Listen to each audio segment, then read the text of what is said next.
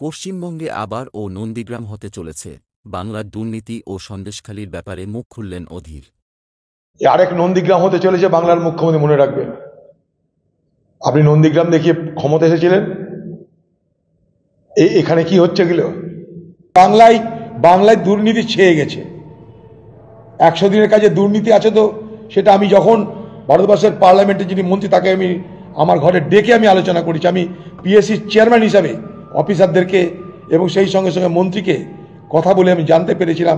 তারা বলেছিল, সত্য মিথ্যা জানি না, তারা বলেছিল, দাদা আমাকে বলেছিল, কেউ স্যার কেউ দাদা, যেখানে কোটি কোটি টাকার দুর্নীতি হয়েছে। আমি বাংলার মুখ্যমন্ত্রীকে বলেছিলাম, পশ্চিমবঙ্গ সরকারকে বলেছিলাম, আমাদেরকে কাজে লাগান। আমরা ভারতবর্ষের পার্লামেন্টে কিছু বলতে পারি, আমাদেরকেও কাজে লাগান, আমাদেরকেও জানানো হয়নি। আমি দাবি করেছিলাম, পশ্চিমবঙ্গের মুখ্যমন্ত্রী দিল্লিতে এসে ধর্নায় অবস্থান করুন, বাংলার গরিব মানুষের টাকা উদ্ধারের দাবিতে, তাদের 100 দিনের কাজের দাবিতে আমরাও আপনাদের ডাকলে আমরা আপনাদের পাশে ধর্নায় বসবো। আপনি 26 দিন 28 দিন সিঙ্গুরের জন্য ধর্না দিয়েছিলেন, নন্দীগ্রামের জন্য ধর্না দিয়েছিলেন। কেন বাংলার লক্ষ লক্ষ গরিব মানুষের 100 দিনের কাজের টাকা যে তারা রোজগার করতে পারছে না, 100 দিনের কাজ যে তারা পাচ্ছে না, তার জন্য কেন দিল্লিতে আপনি অনশন করছেন না, ধর্নায় বসছেন না? কলকাতার ধর্নার বদলে দিল্লিতে ধর্নায় বসলে অনেক বেশি সেটা কাজের হতো।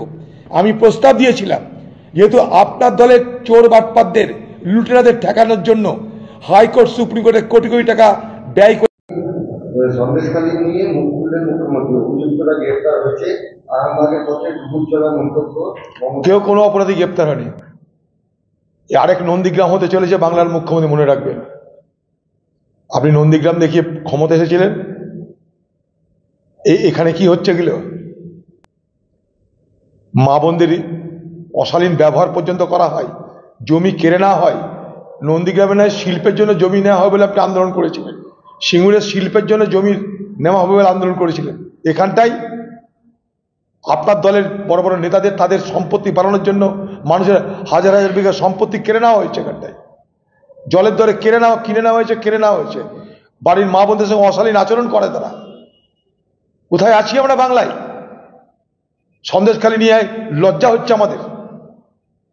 বাংলার মুখ্যমন্ত্রী এবং তার দল, তাদের যদি উদাসীনতা না থাকতো, তাহলে এই সন্দেশখালী আজকে এই জায়গায় পৌঁছাতে পারতো না।